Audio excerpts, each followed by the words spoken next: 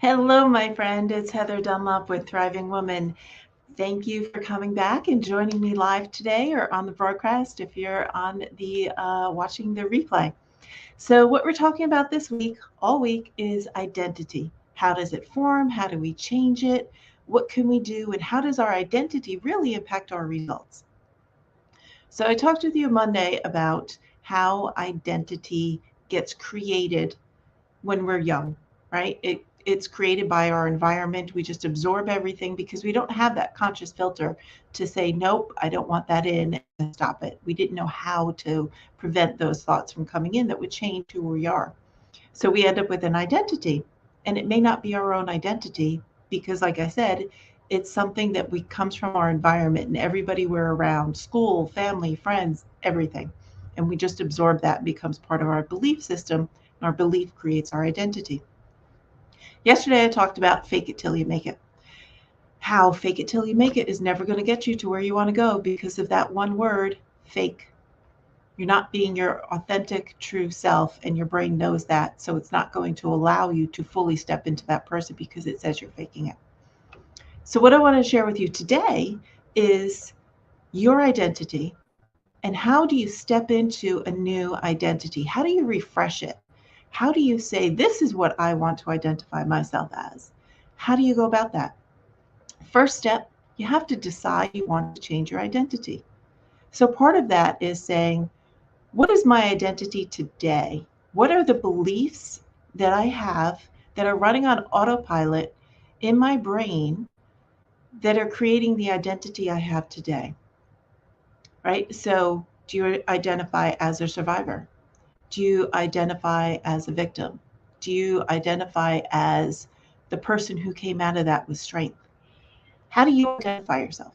And that's what we really want to talk about. You get to decide to change that, right? So that's the very first thing is deciding who you want to be. What do you want your identity to be? What do you want to say when you say, I am? How do you want to finish that sentence? On autopilot, automatically. So it's just running in your brain because when you choose your identity and you have those beliefs built into your brain that are running on autopilot, you'll automatically take the steps and actions that will create that in your life. All right. So changing your identity, it begins with the decision to change. The second part of it is you need to make conscious effort, conscious thoughts to change what's coming out, right? So when you're in the process of changing your identity, you have your old identity here and it's really strong, it's super strong. And the other one's kind of floating away back here, just, I don't know. And it's going to get to a point where they're kind of like even and there's a little battle going on in your brain that says, which one am I? And you have to keep pushing forward with the new one and working on that and consciously making an effort to create that one and create the new beliefs and automated thoughts. So, as we're removing the old identity, we're building up the new one, right? So, that's what we're going to work on when you take conscious effort. And what do I mean by that? When you have the thoughts that come up from that old identity you want to remove, you want to consciously tell your brain, nope, that's not acceptable. The new thought that I have when I come across this situation is boom, right? So I'll use the example of I'm a survivor, that's my old identity, to I'm a thriver, my new, stronger identity. What are the thoughts that I had to change, right?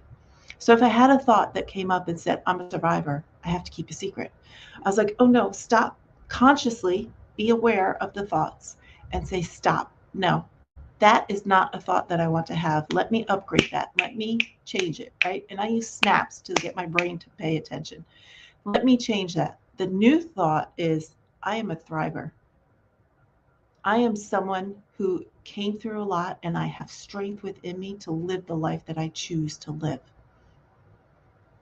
So the more I consciously make that change, anytime a survivor type thought comes up, like I have to keep the secret. I should feel guilty about what was done to me. I should feel shame and not tell anybody. No. Any of those thoughts that would come up in my head, I would say, nope, that's not acceptable. I'm changing that. That's no longer who I am. I am not a survivor. I am a thriver. And as a thriver, I don't keep secrets about it. As a thriver, I don't feel shame. So I consciously make a decision to tell my brain, this is the new path we're building, right? So you change your thoughts. That's the third step, is work on changing those thoughts. So how do you know what's actually happening when you're changing those thoughts? When you're in that point where the old identity is still pretty strong and the new one is just starting to build, and then you reach that point typically about 20, 21 days in, somewhere around that range. You know, you've heard habits take 21 days to create. Well, we need to go further, right? So at about 21 days, they're of a pretty equal strength. And your brain's kind of saying, which way you want to go? Which one are you going to choose? Because I know this one's safe and familiar. Let's keep you there. And you're saying consciously, no, this is who I am. I am a thriver. And as a thriver, I don't keep secrets. I don't feel shame. I no longer feel guilty. I take steps to get me to living a wonderful, joyful, happy, loving, trusting life, filled with success in all that I dream of. So 21 days, you don't want to stop there. You don't want to let that old one win. You need to continue to do the work to change your thoughts and consciously decide to change your thoughts. And that's how you're going to create your new identity. It takes conscious work. It doesn't just happen. It doesn't happen by listening to what someone else wants you to listen to. Affirmations are good to a certain level. They're surface level, though. They don't really get into your brain and change your brain, right? That's why it needs to be your decision and it needs to be your new thoughts.